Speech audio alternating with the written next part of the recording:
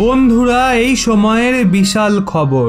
দুটো শহরে সিজ ফায়ারের ঘোষণা করেছে রুশ, কারণ ওখান থেকে নাগরিকদের বের করার জন্য সময় দিতে চায় রাশিয়া। কতটা সময় দেওয়া হয়েছে সেটা এখনো সামনে আসেনি, তবে বেশ কয়েক ঘন্টা ধরে ওখানে ফায়ারিং করা হচ্ছে না, কোনো ধরনের কোনো রকম হামলাও করা হচ্ছে না।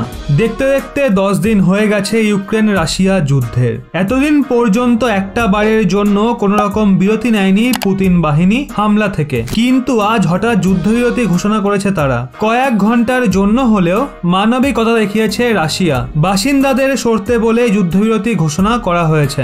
মারিউপোল বন্দর শহরের বাসিন্দাদের দেশ ছাড়ার সুযোগ দিয়েছে তারা। জানা গেছে মস্কোর স্থানীয় সময় বেলা 10টা নাগাদ বা ভারতীয় সময় বেলা 12:30টায় যুদ্ধবিরতি ঘোষণা হয়। এখন জানতে পারা যাচ্ছে 5.5 ঘন্টার জন্য যুদ্ধবিরতি ঘোষণা করা হয়েছে রাশিয়ার পক্ষ থেকে। মারিউপোলের পাশাপাশি ভলনোভাকা শহরেও জারি হয়েছে যুদ্ধবিরতি। আসলে চলতি সপ্তাহে বেলারুসে দ্বিতীয় দফার শান্তি বৈঠক হয় দুই দেশের, সেখানেই বাসিন্দাদের নিরাপদে সরে যাওয়ার সুযোগ দেওয়া হবে বলে সিদ্ধান্ত হয়েছিল। আর আজ তার জেরেই যুদ্ধবিরতি ঘোষণা করল রাশিয়ান বাহিনী। টানা 10 দিন ধরে গোটা ইউক্রেনে হামলা চালিয়েছে রাশিয়া, বাদ যায়নি কোনো জায়গা, এমনকি পরমাণু কেন্দ্রতেও হামলা করেছে তারা। লাগাতার হামলার পর আজ এই যুদ্ধবিরতি যেন রাশিয়ার মানবিক মুখ।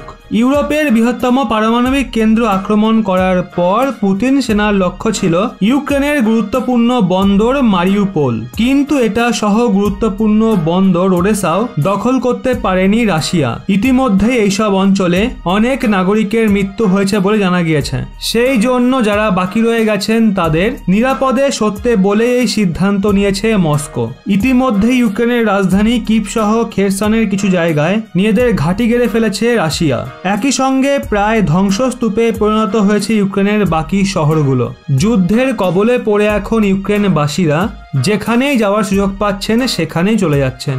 রাষ্ট্রপুঞ্জের তথ্য বলছে কিভ ছাড়াও খার্কিভ, ওডেসা, খেরসন, মারিউপোল এবং চেরনোভিলের মতো বড় শহর থেকেই মূলত তারা পড়শি দেশে আশ্রয় খুঁজে যাচ্ছেন, তবে রাশিয়াতেও যাচ্ছেন অনেকে।